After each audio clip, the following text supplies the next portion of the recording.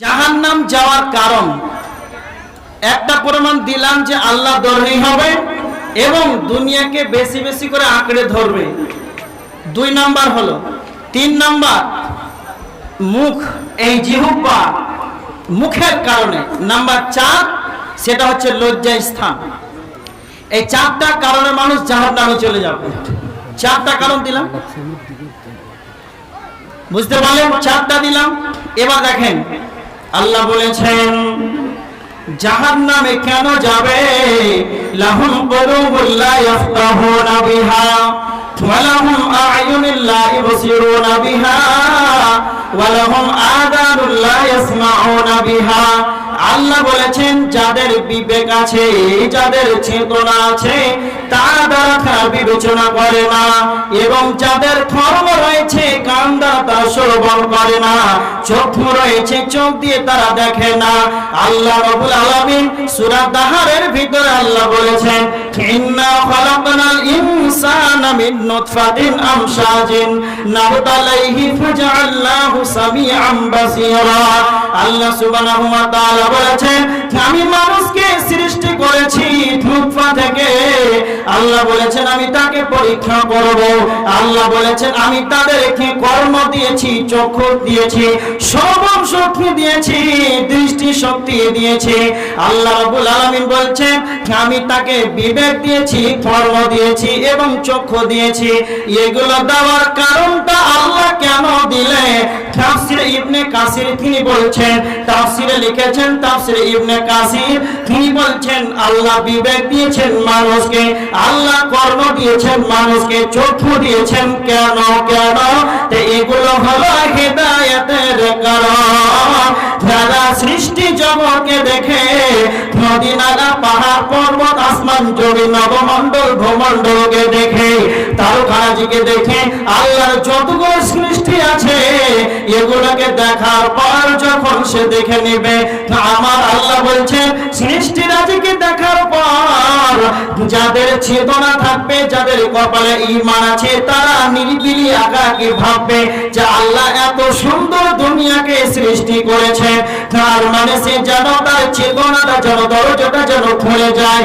এবার আমার আল্লাহ বলছেন আমি কর্ম দিলাম, চক্ষু দিলাম, বিবেক দিলাম, এবার কি ইন্না হাদাইনাহু সাবিলা, এবার আমি তাকে পথ দেখিয়ে দিলাম। কয়টা পথ? আল্লাহ সুবহানাহু ওয়া তাআলা সূরা বালাদের 10 নম্বর আয়াতের ভিতরে আল্লাহ বলেছেন ওয়া হাদাইনাহু নাজদাইন, আমি আল্লাহ 2টি পথ দিলাম, একটা হলো ভালো পথ, একটা হলো মন্দ পথ। আমার আল্লাহ বলছেন এবার তারা ইম্মা শাকিরান ওয়া ইম্মা কাফুরা, এবার আমার শুকরিয়া আদায় করবে না কৃতজ্ঞ হবে না কুফরি করবে, এটা ওর ব্যাপার।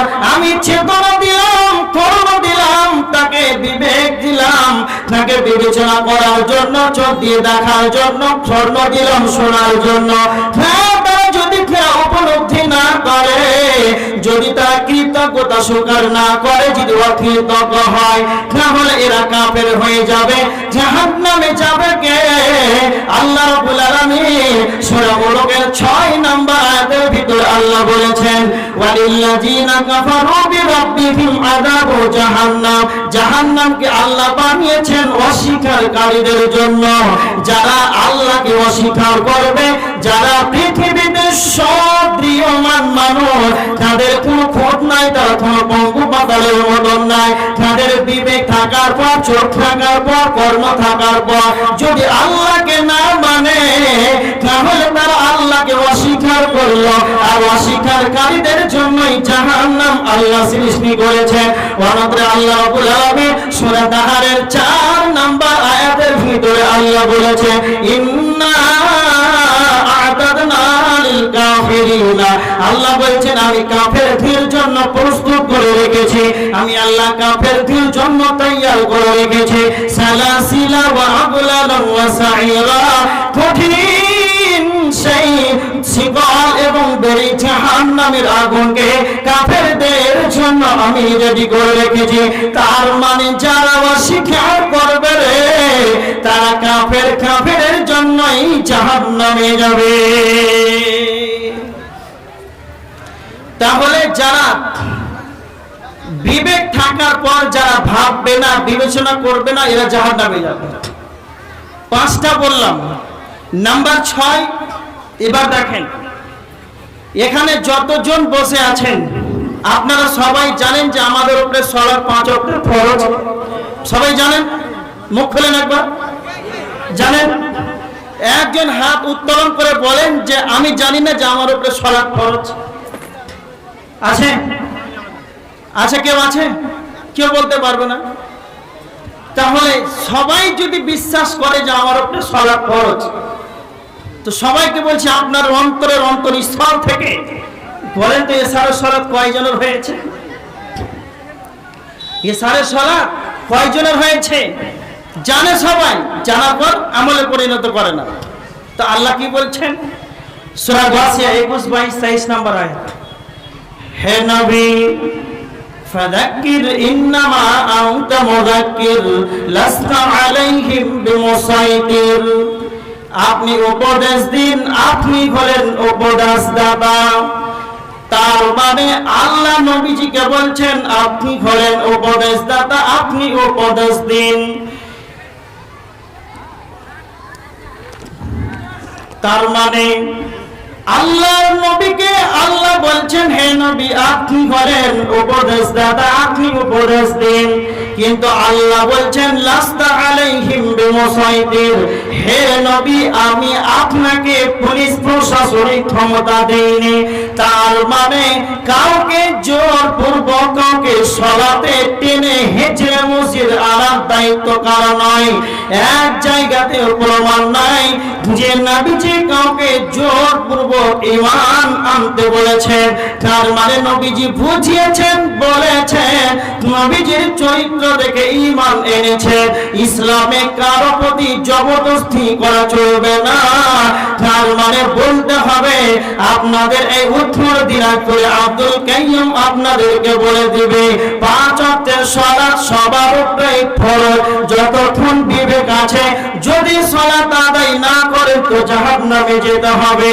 জানার পর যদি না আদায় করে আপনাদের এই চায়ের দোকানে, মসজিদের সামনে, রাস্তাতে, প্যান্ডেলের ভিতরে নয়, যারা রাস্তাতে এবং মেলাতে আড্ডা পিটে এদেরকে পিটিয়ে টেনে হেঁচড়ে জালসার মাহফিল বসাতে হবে।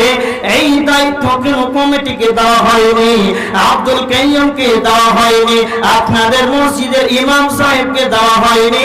চায়ের দোকানে বসে আছে তাদেরকে মেরে মসজিদে ভরে দাও। আল্লাহ বলছেন হে নবী লাস্তা আলাইহিম বিমুসাইতির, আপনাকে আমি প্রশাসনিক ক্ষমতা দেইনি। তার মানে যারা শোনার পর যারা তাওয়াক্কা করবে না, যারা শোনার পর যারা মেনে নেবে না, ইল্লা মান তাওয়াল্লা ওয়া কাফার, ইল্লা মান তাওয়াল্লা ওয়া কাফার, যারা শোনার পর মুখটাকে ফিরিয়ে নেবে। তার মানে যতজন এখানে আমার সামনে বসে আছে সন্ধ্যা থেকে আলোচনা শুনছেন, রাত 1টা পর্যন্ত আলোচনা শুনবেন, প্রত্যেকটা আলেম প্রত্যেকটাই ওলামায়ে কেরাম বলবেন সালাত ফরজ, সালাত আদায় করেন, সালাত ফরজ, সালাত আদায় করেন। তারপরে যদি আপনার সকাল হয় 9:30 সকাল 8টার সময়, তাহলে এই জিম্মেদারি কোনো আলেম ওলামার নয়। তো আমার আল্লাহ বলছেন যারা আলোচনা শোনার পর যেমন বাড়ি থেকে আপনি বের হয়ে এসেছিলেন, আপনি বেনামাজি, আপনার চরিত্র খারাপ, যেমন আপনি বাড়ি থেকে বের হয়ে এসেছিলেন, 5 ঘন্টা আলোচনা শোনার পর যদি আপনি সালাত আদায় না করেন, যদি আপনার চরিত্রটা যদি পরিবর্তন না হয়, যারা শোনার পর তাওয়াক্কা করবে না, যারা শোনার পর যারা মুখটাকে ফিরিয়ে নেবে, ইল্লা মান তাওয়াল্লা ওয়া কাফার, এদেরকে আল্লাহ কাফের বলেছেন। জাহান্নামে যাবে কে? ওয়ালিল্লাযিনা কাফারু বিজাহান্নাম ওয়ালিল্লাযিনা কাফারু বিরাব্বিহিম আযাবু জাহান্নাম। যারা অস্বীকারী হবে, অস্বীকারীদের জন্যই আল্লাহ জাহান্নামকে বানিয়েছে। তাহলে জাহান্নাম যাওয়ার কারণ মানুষই জাহান্নামে যাবে, ওয়াকুদুহান নাস, মানুষই জাহান্নামের ইন্ধন হবে। তবে কেন হবে? যারা জানার পর যারা তাওয়াক্কা করবে না, যারা শুনে আমল করবে না, মানবে না, এদের জন্যই আল্লাহ জাহান্নামকে রেখেছে। এদের জন্যই জাহান্নাম আল্লাহ সুবহানাহু ওয়া তাআলা প্রস্তুত করে রেখেছেন। একবার ভাবনা চিন্তা করে যে মানুষই যে জাহান্নামে যাবে, তো যাবেটা কেন? কোনোদিন কি ভেবেছেন? কোনোদিন কি ভেবেছেন যে মানুষই জাহান্নামে যাবে তো কেন যাবে? কোনোদিন ভাবেননি।